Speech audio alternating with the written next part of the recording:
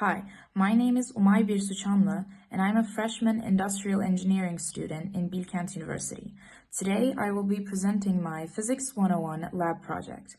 So the name of the experiment is Observing the Final Speed Differences of Different Massed Cylinders on an Inclined Plane. The aim of the experiment is to show that the final speed does not depend on the mass of the object. By using the law of conservation of energy, we will be proving that the final speeds of the solid cylinders that are left with zero initial velocity must be the same, regardless of the mass differences. To start off, let me introduce the equipment.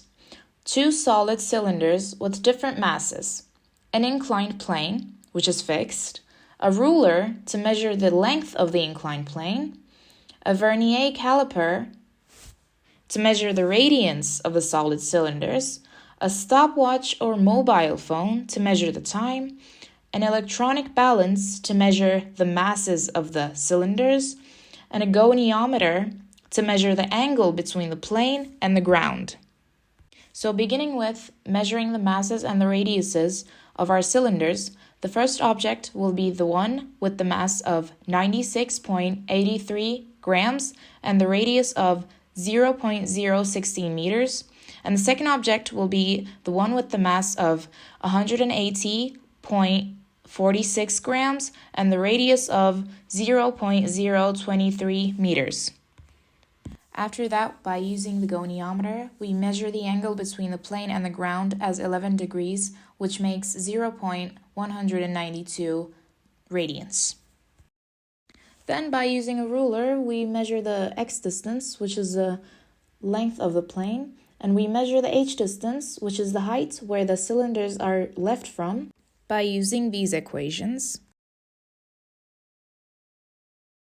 By using the law of conservation of energy, as we can see from the screen, for all the solid cylinders that are in the same conditions, the final velocity does not depend on the mass. It only depends on the gravitational acceleration and the height.